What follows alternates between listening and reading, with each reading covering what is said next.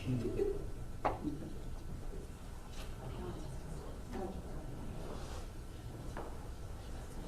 learn in the book of Job that men untitled and he shamed and then what he gives, what he takes away. Still, we thank God for all these years.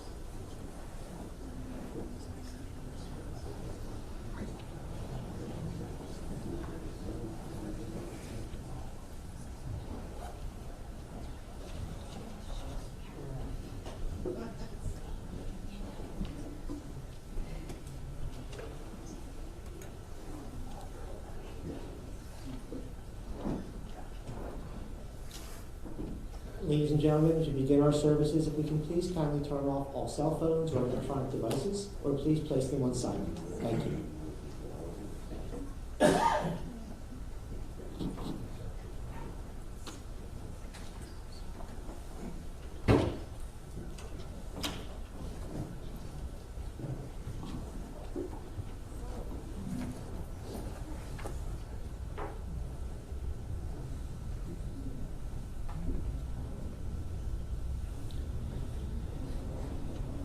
Berachem avabanim richam Adonai Yirayav. We learn in the book of Psalms.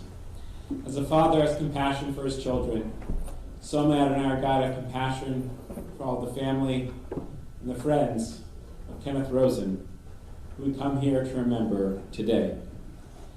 God knows how we are fashioned. God remembers that we are dust. Our days are like grass. We flourish as the flowers of the field. The wind passes over us, and we are no more. But we trust that Adonai's compassion is everlasting. God's kindness to children's children endures age after age, unchanging. We begin our service this afternoon by reciting Psalms, thus linking Kenny's life to our ancient tradition, to the Jewish people, and to the eternity of God.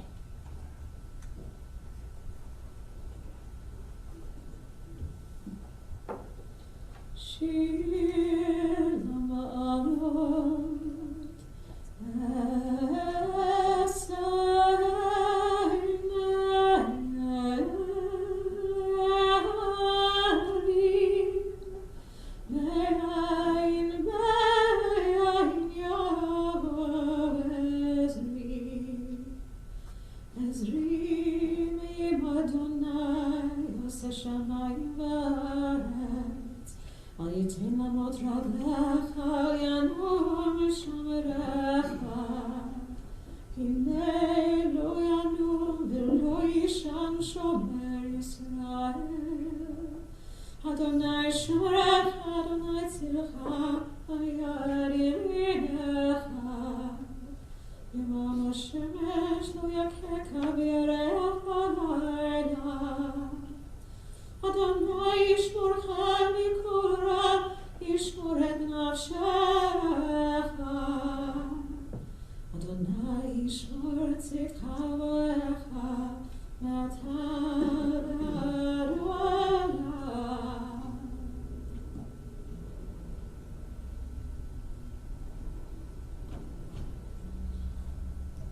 Psalm 121, a song for ascents.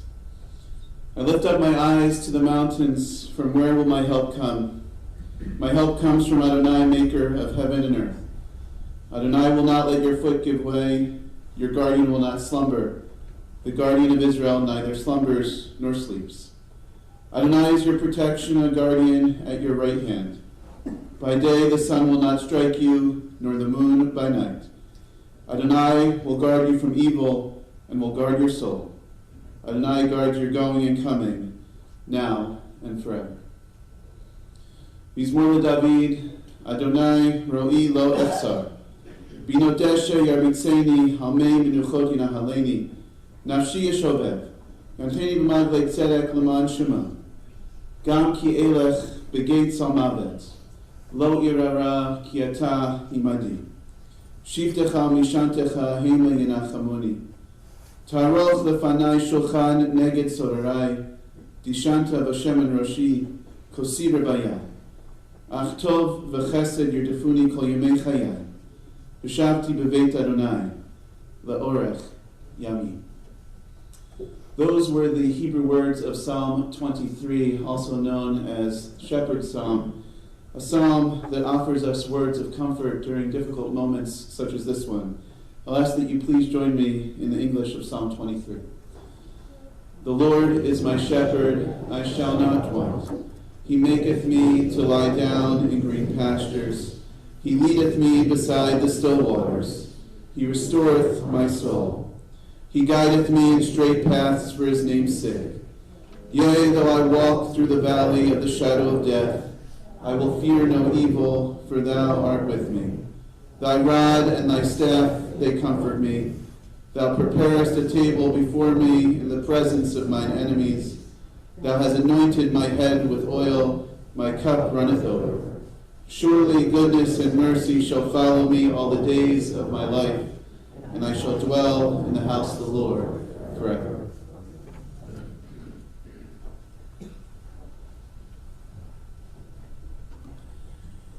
Though in synagogue on Shabbat morning, we're currently reading from the book of Vayikra, the book of Leviticus, the third book of the Torah.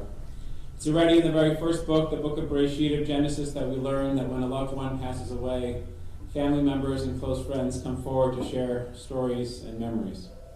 And it's that ancient tradition that will continue here today, as first we'll call upon Kenny's children, Stephanie, then Brian, then Tammy, and then a good friend, Chrissy Tauber, and finally his grandchildren, Jacob and Remy.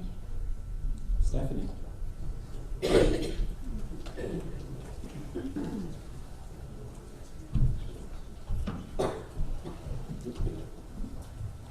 Hey, don't be scared because I have the longest one.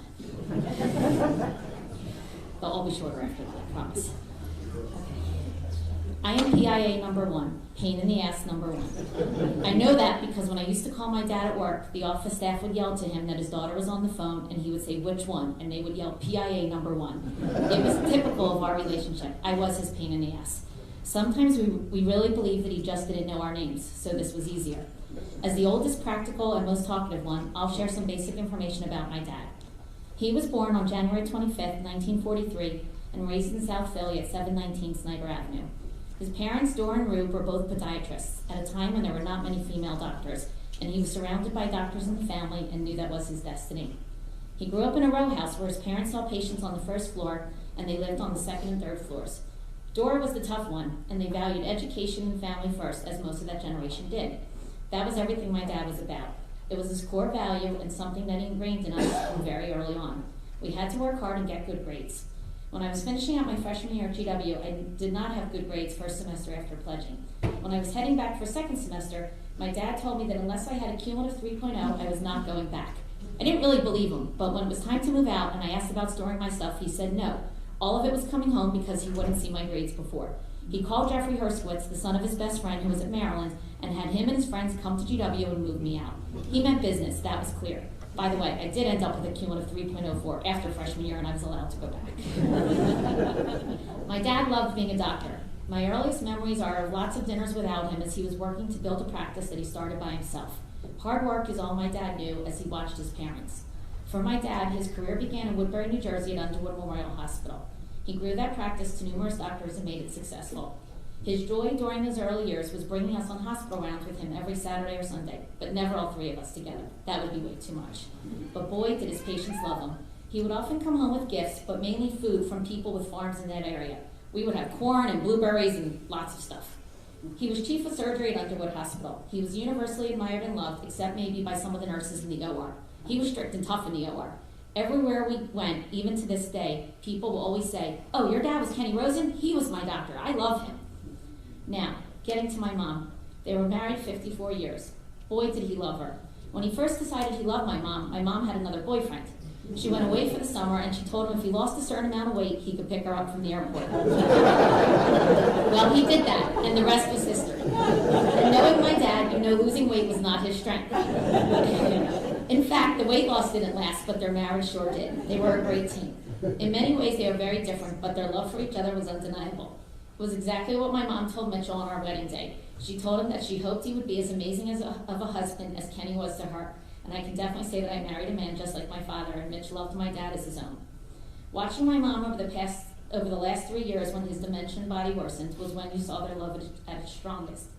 My dad wasn't necessarily the most affectionate with my mom, but in recent years he would always pucker up his lips and ask for a kiss. His smile was the greatest, and she was always asking him for a smile, and he would smile for her all the time. My mom was his light, and she lived her life to make sure that he knew he was always surrounded by family, friends, and was loved, but most importantly that he was never embarrassed as he got worse. My dad was always prepared and had a plan. When he finally retired, what he loved most was not having a plan. He refused to wear a watch after he retired. He didn't want to be required to do anything. To that end, he became a teenager again. He would stay up until 3 a.m. and stay in bed until noon the following day. We kids then became his boss. We would stay up at the shore until midnight and then tell him that he had to go to bed because we were tired. He would yell at us that we were not his boss and he could do what he wanted. But ultimately, he finally caved in after the required visit to the kitchen for his late night snack and drink. Food was something he did not skip. My dad was anal. If you had seen our house, you would see that under a desk, every cord was zip-tied and organized. Everything was in a box and labeled. Screws, cords, nails, glues, batteries. You name it, he owned it, and it had a specific place. The reason it had to be so organized is because he owned everything, and I mean everything. If he saw it on TV in one of those as seen on TV ads, he bought it. But not just one. He bought at least 5. 1 for him, 3 for the kids, 1 for his brother, and some extra for others. Everyone got gifts all the time from Kenny. This continued throughout his life. Daddy liked to own things, but most importantly, he really liked to win. He loved those eBay auctions. He loved to outbid everyone else and see his name as the winner. My parents collect things: antique radios, vases, glass, candlesticks, plates, and pottery. The pottery, though, is classic Daddy, because he bought an entire collection of Muncie pottery without even telling my mom. Daddy knew he was in trouble because he would ask us to hide it from my mom. That pottery collection of over 150 pieces was housed in my old bedroom, where no one could see it from the time he bought it. Still in a box. Winning was a highlight for Dad, but as he got older, it was really about the free stuff, or so he thought it was free. Boxes would come to the house every day, and for several years it was all types of pills. All free, according to my dad. You just had to pay shipping of $4.95. What type of pills was he ordering, you may ask? Well, weight loss pills. Skinny Garcinia, apple cider vinegar, keto. If there was an ad for it in his email saying it was free and weight loss would arrive the next day. It was serious to him. My mom and I would just laugh, and then when the recurring $99.95 charge would appear, I would spend an hour on the phone with the company explaining that my dad was old and didn't understand what he was ordering. Would they refund his money and stop the recurring charges? Besides family, what my dad really loved was food, but mostly it was his ice cream. Even on Saturday night when we were there, we asked him if he was too full from dinner for dessert. His answer was a smile and a smirk, followed by, "I'm never too full for ice cream." For me, Daddy was just a family man. His actions taught us all how to live. It was not his words or special sayings. I will miss that adorable smile and how he could make you laugh with his eyes. His eyes told you everything you wanted or needed to know. I'll miss walking to the apartment and seeing him in his wheelchair and his eyes light up when he saw me walk in the door. I'll miss rubbing that bald head, constant hugs and kisses, but I will also miss our boxing matches. Why did we hit each other all the time? Well, it wasn't because I'm mean, although I am mean. It was to get his arms moving and keep him active even in the wheelchair. The largest piece of my dad being alive, as well as he was over the past 2.5 years, is Michael. Michael joined us in February 2020 and was an immediate piece of our family. He took care of my dad better than any of us could, and my dad loved him, even if he called him Miles, Albert, or that guy over there. Michael has the kindest and warmest heart, and he called my parents Bubby and Papa. We know that Michael is brokenhearted today, but we are incredibly thankful that he came into our lives and continued to make Dad's life full. Tammy's been asking my dad questions over the past year from Storyworth. It's a program that asks questions and ultimately you get a book of all the questions and answers. Last week the question was, what makes you happy? Daddy's answer was, quote, having my kids happy and seeing them happy, and then I feel great. Cheryl too. Daddy, we will miss you, but we are all happy, we all really get along, and you're great. Now you get to go be with your brother Matthew and all your family, and we know that you will be happy.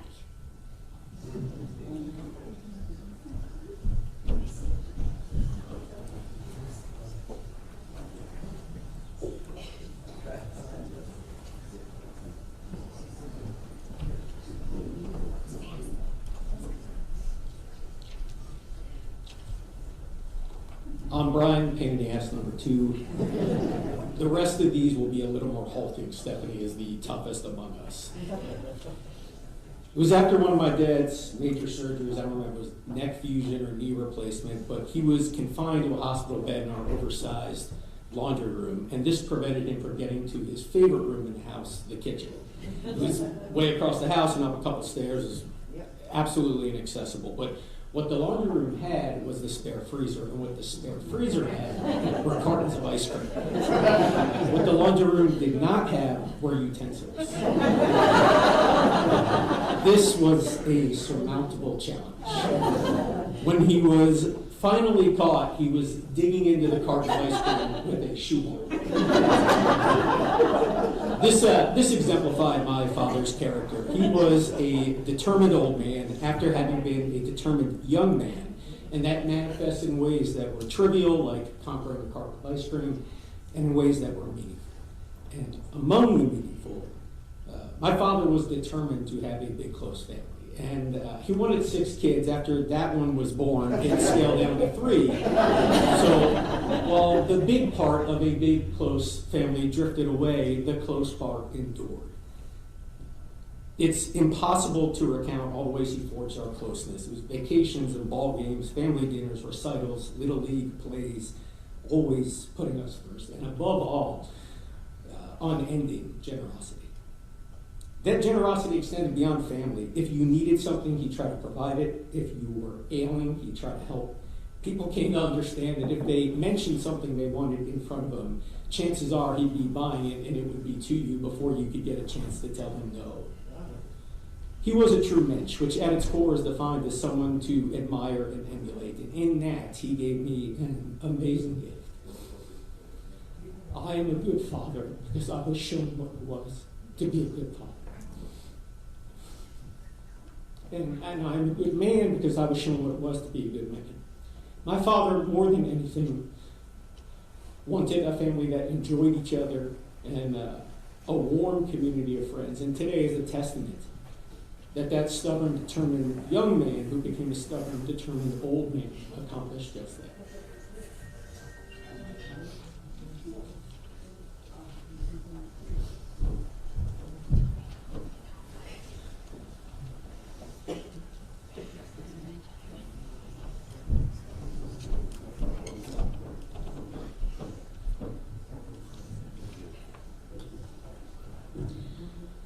I'm PIA number 3, Tammy, often called Stammy by my dad. I'm the lucky one because I'm the one who most embodies him. My face is his face, and most of his characteristics are my characteristics. I'm the baby of the family, and because of that, I had a unique relationship with him. We all do, but in the competitiveness of my 3 siblings, it gave me a leg up. And the dad you heard about from Steph, the strict one, I got the more relaxed dad. He was done with parenting, maybe threw in the towel, and so I became his playmate, and we had so much fun together. He loved his kids so much, and he would do anything for us. Literally anything. At some point, after his cat Phoebe died in the 80s, Dad took Brian and I to a cat show in Madison Square Garden to pick out the type of cat we would get. From that trip, we eventually got 2 cats, and it started Dad's and my new hobby of competitive cat showing. For a few years, in his precious free time, he and I would take my cat Punky on the road to compete at cat shows. The prep for that required him to bathe my cat and blow dry her hair to be show ready, and to do that he needed to give her cat Xanax, which he discovered from an unfortunate biting incident when he hadn't first drugged her. Our outings combined some of his favorite things: cats, winning, because Punky won, and spending quality time together. When we were together, we laughed a lot. I loved his laugh. That great belly laugh. He made so many people laugh, sometimes not intentional, sometimes because of the things we call Rosenisms, words that he made up or mixed up, you know them. But he also made himself laugh, which again made me laugh. He would have loved to have been here today. All the stories he would have laughed at, all the people he could have talked to, all the food at the Shiva, and all the ice cream that will come later.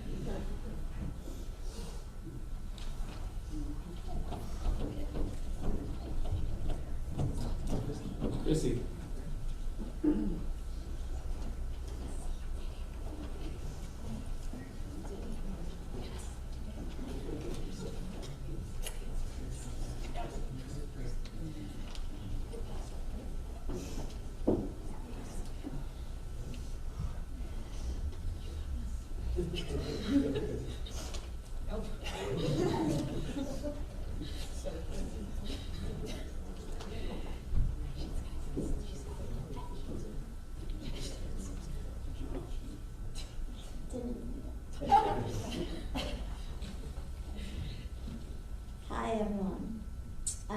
Tina, aka Christy to Ken, or as he used to call me, PIA number 4, and Tammy's high school.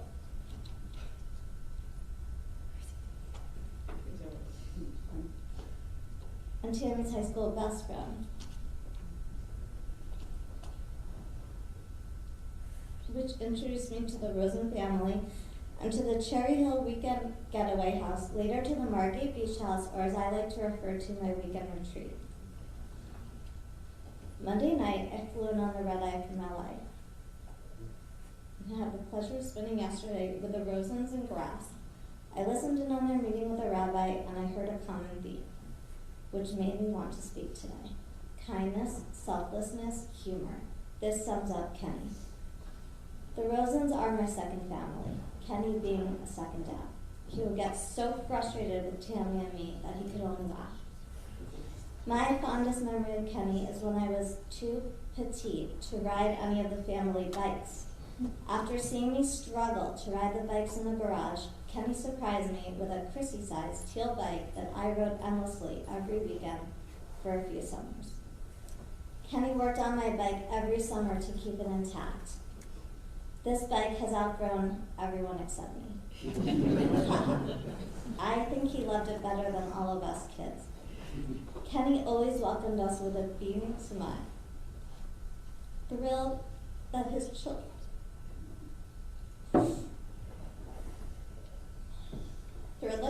were together, getting along, and spending time as a family. He also welcomed us bringing anything broken he could fix, problems he could solve, and boyfriends he could approve to become fiancés. Thank God my husband Rob passed that test. Kenny, I will miss you. Cheryl, we have many more memories to create. Tammy, thank you for bringing me to your loving and fabulous family. Brian, Steffi, Mitch, Remy, Jacob, and Chris, I love you, and I am honored to be a part of your family. Love you all.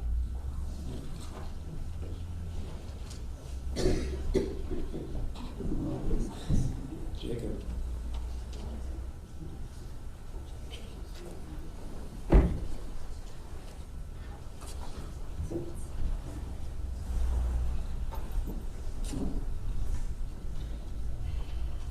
Hi everybody. For those that don't know, I'm Jacob, Kenny's grandson. About a week ago, I was talking to my Aunt Tammy about why I hate funerals. At the time, I thought they sucked, and today I think they suck even more. But the reason for that is not because my papa died on Monday morning, nor even that I miss him terribly. I hate funerals because we are told that they should be sad affairs, that we should cry because someone is gone from this earth, and we will never have a chance to hear their impactful wisdom, see their impish smile, and feel their bright presence ever again. But if we can miss all of those traits, then we really have no reason to despair at all, for we're the lucky ones, the ones that loved and were loved by Kenny Rosen. We are lucky because we felt the power of his presence. I was in awe of it every single day. I can't say he carried himself with poise, because if you were ever a witness to one of his earth-shattering falls, you know exactly what I'm talking about.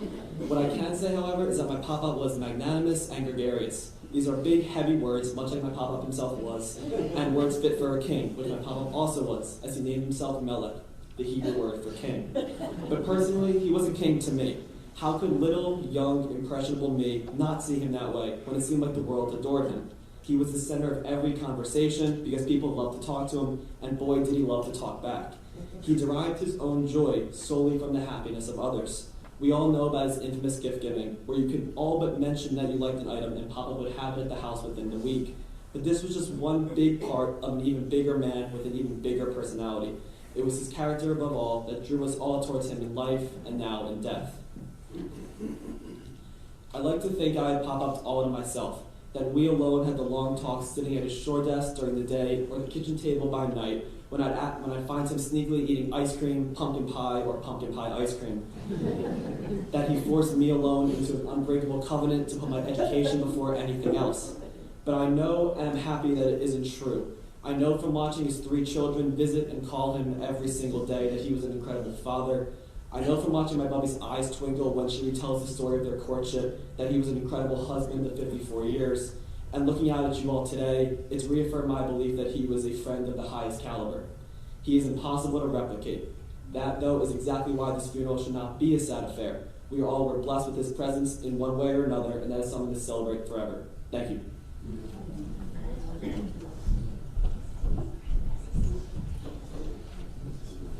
And Remy.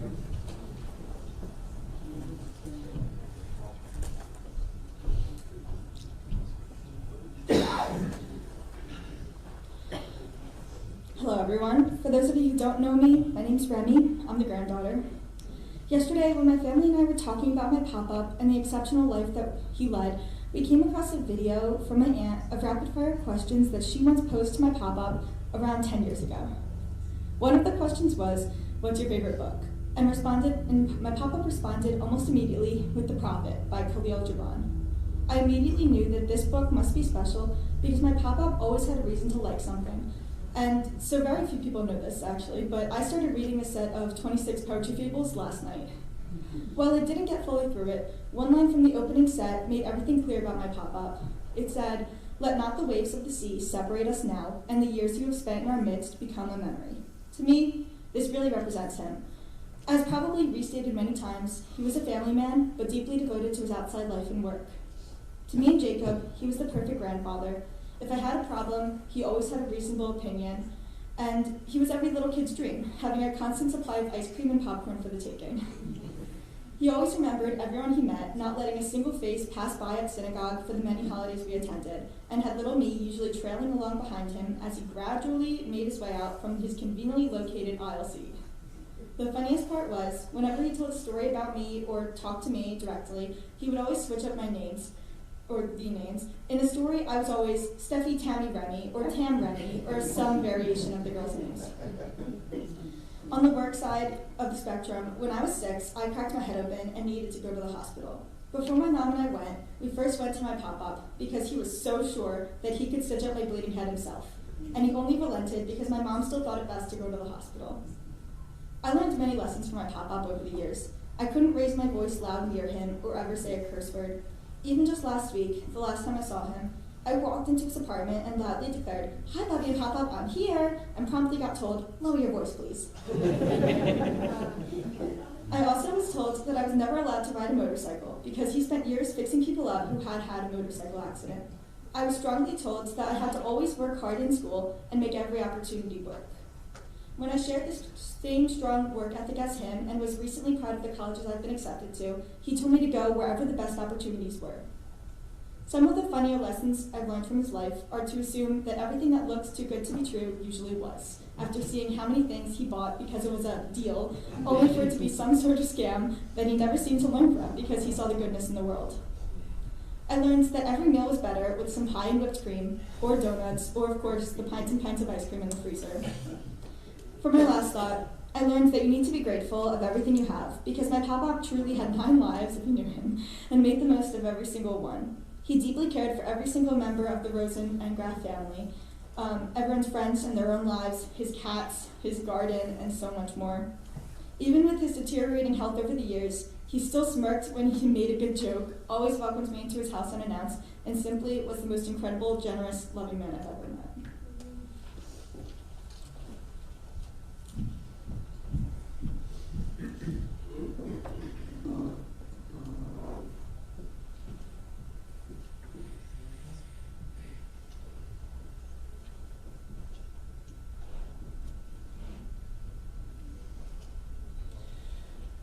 The look on your face, Cheryl, says it all. Beautiful, beautiful memories and reflections from a beautiful family. And thank you to everyone for sharing those.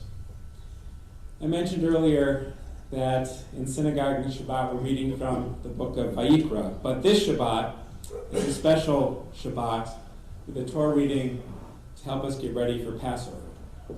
And that Torah portion taken from the book of Exodus mentions many of the symbols that we will have at our Passover Seder tables just a few weeks from now. Matzah, maror, the shank bone, and others. And a bit later on in the same Torah portion, we find the mitzvah, the commandment for the Seder itself. As the Torah says, "V'higarta levincha," and you shall tell your children the story of leaving Egypt.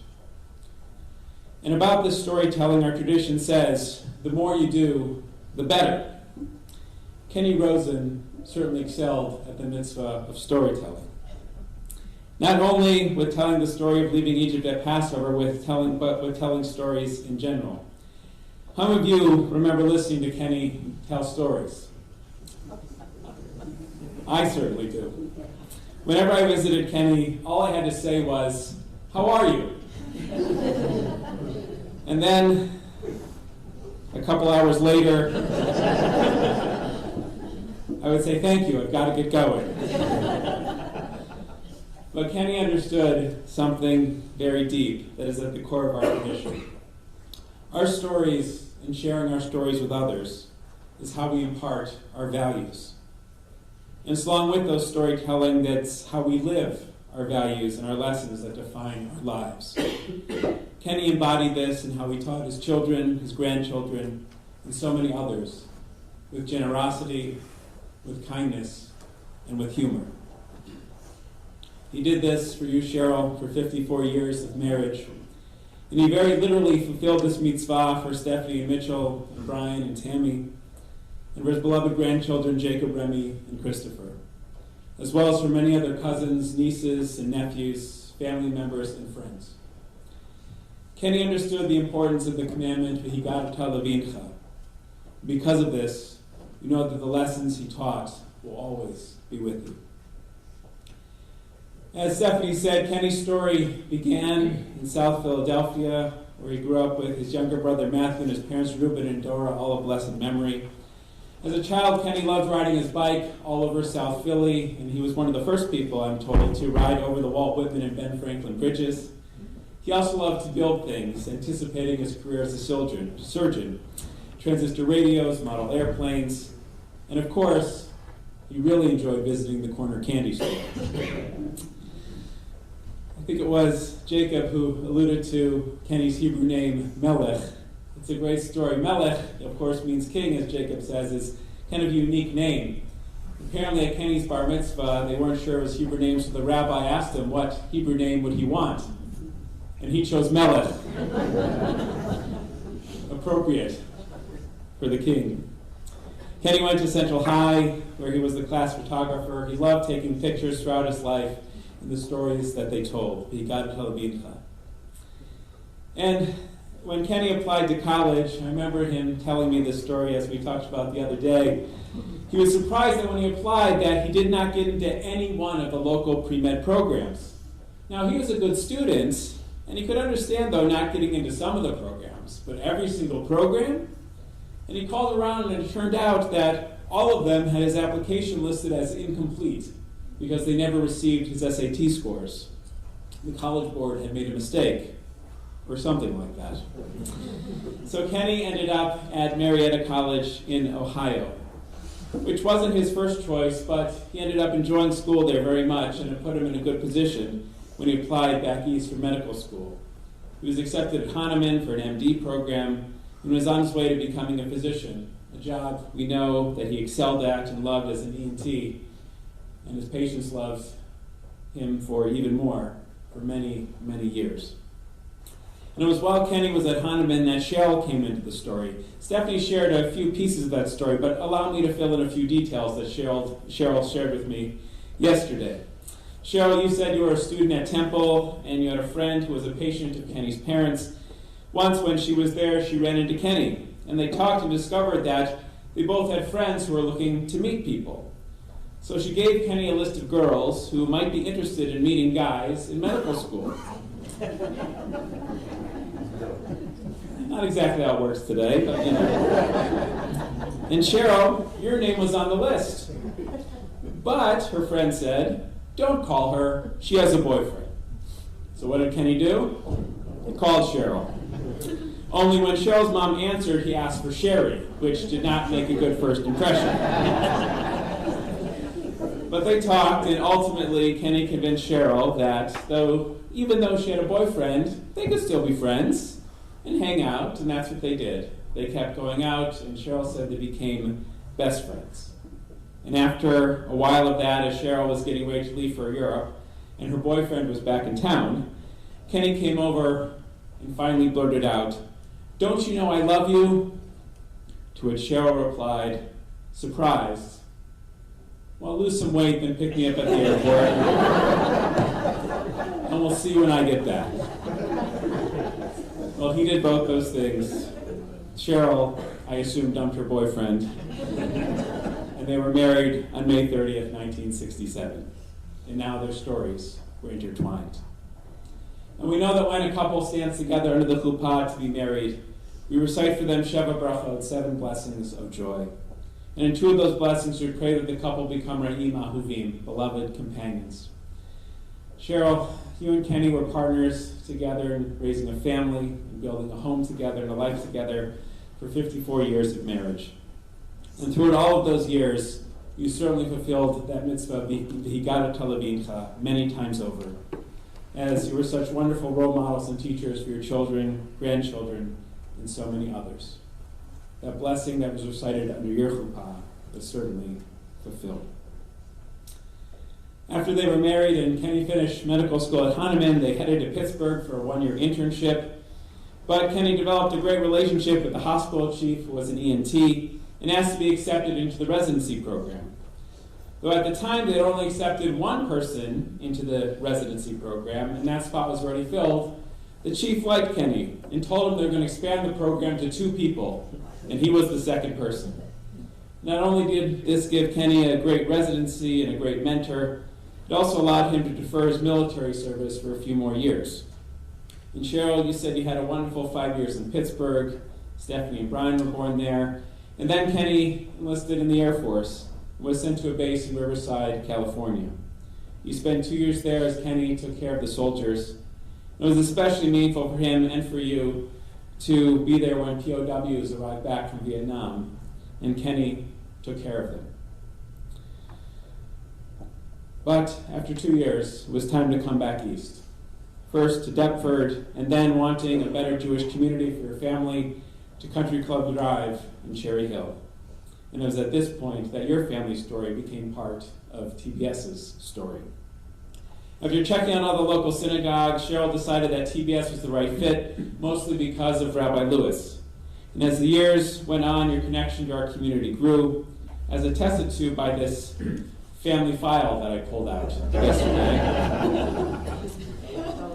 It has years of letters, of thank you notes, Hebrew School report cards. Yeah, well, and some interesting stuff about you too, Stephanie, that we can discuss later. But these documents don't begin to tell the story of your commitment to TBS. After Kenny's father passed away, Kenny started going to our daily minyan, where he was a regular for years. He loved the minyan, and he loved the chevra, the group that was there, and going out to breakfast with them afterwards, especially. Kenny also loved learning and attended Rabbi Lindemann's Talmud class for many years. And of course, there are also the Shabbat morning services and holiday services, where I also remember Kenny sitting on that aisle seat, ready to schmooze with whoever went by, no matter what part of the service it was. And at Kiddush, he would hold court with more food on his plate than I ever thought possible. But it was Kenny's good-natured kindness and generosity, as well as yours, Cheryl, which also extended to being plus givers and supporting our synagogue in so many ways. V'higadat Lavincha. Kenny's story will always be a part of our story at TBS. Now, we heard Stephanie and Brian and Tammy, as well as Jacob and Remy, share beautiful stories about their dad and their pop-pop. And all I can add is to observe how much the way Kenny lived and the example he set has impacted all of you. We can see his kindness, generosity, and sense of humor in each of you. And I know that Kenny was so proud of each one of you. V'higadat Lavincha. That's what happens when we take the time to share our story and serve as a role model. We pass on our values. When I asked about lessons that Kenny leaves with you, Brian, you immediately began with generosity, and everyone agreed. Kenny was generous with all his gifts, as we heard, his time, his sense of humor, his resources, and yes, his stories. Kenny and Cheryl made sure that everyone was together for Shabbat dinner every Friday night, and they loved hosting all the family for holidays and special events. And we know that Kenny loved his family, and especially enjoyed spending time with his cousins and other extended family members as well. And Kenny was generous with gifts. As Mitchell said, if he caught you eyeing something, the next thing you knew it would be on your doorstep, and that was before Amazon. And of course, the house at the shore in Margate was a wonderful gathering place for family members and friends. And Kenny also loved volunteering with the Jewish war veterans when they served the Thanksgiving dinner for the troops, bringing often family members with him who were impressed how they saluted Major Kenny Rosen when they came by. He also liked sharing his tomatoes and other bounty from the gardening that he did. And he was a pretty terrific gardener. Kenny set a wonderful example of generosity for everyone. In addition to that, Tammy, you added that you learned kindness from your dad. And everyone recalled all the neighbors and friends he treated in your dining room. He was always ready to share his expertise as an ENT with anyone who needed it. And Jacob, you said that your pop-pop made you value what is right and also had a good work ethic that was imparted and passed on to all of you. And Mitchell, you recalled how at your wedding to Stephanie, Cheryl told you to look at Kenny for a good role model of a husband, a father, and a friend, because that's what he was. It is clear from all of this that Kenny Rosen understood what makes the central mitzvah, the central commandment of the Passover Seder so important. Yes, we tell our stories to teach the next generation about our traditions and our history, but how we tell them, and even more so, how we live them, is the most important lesson that we can teach.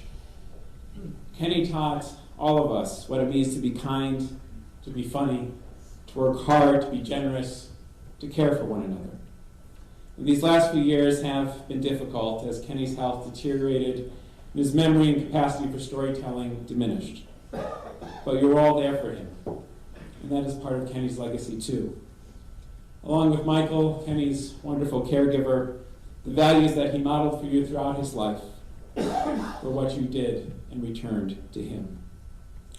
And that's how we know that the values that Kenny lived throughout his life live on in you and will continue to live on in you for all the days and the years to come as you continue to tell each other and future generations the story of Kenny's life.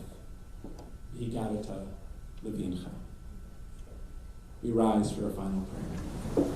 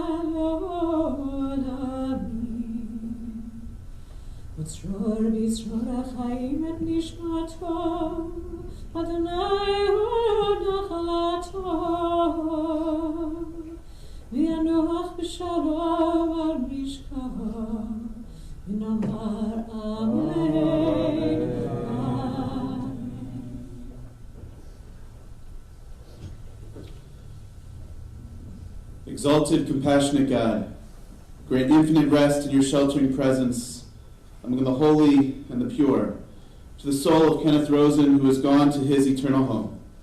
Merciful one, we ask that our loved one find perfect peace in your eternal embrace. May his soul be bound up in the bond of life. May he rest in peace. And let us all say, Amen. You may be seated.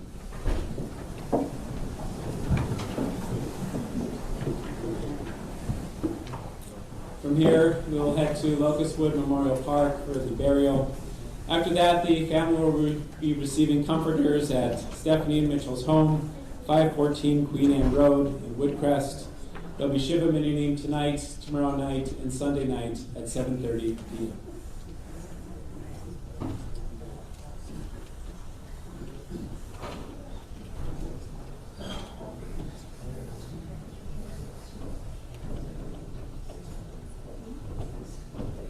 Will the pallbearers please step to the center aisle?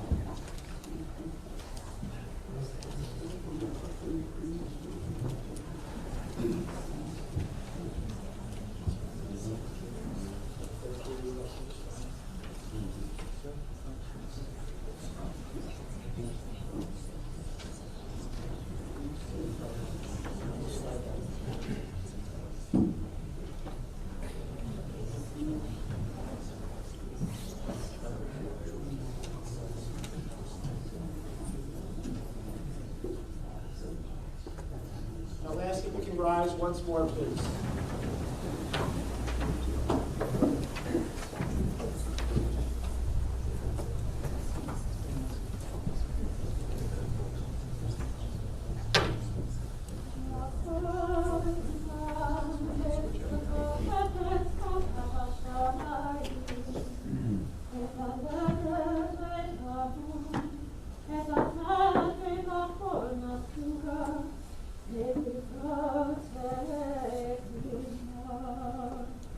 A season is set for everything, a time for every experience under heaven. A time to be born and a time to die. A time for planting and a time for uprooting. A time for hurting and a time for healing. A time for tearing down and a time for building up.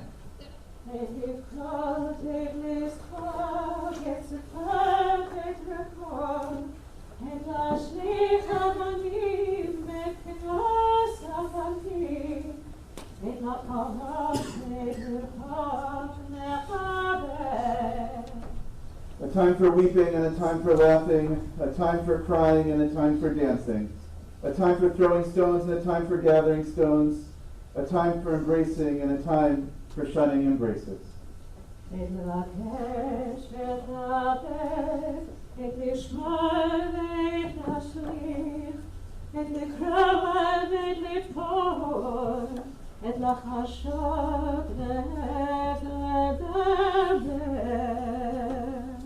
A time for seeking and a time for losing, a time for keeping and a time for letting go, a time for ripping and a time for sowing, a time for speaking and a time for silence.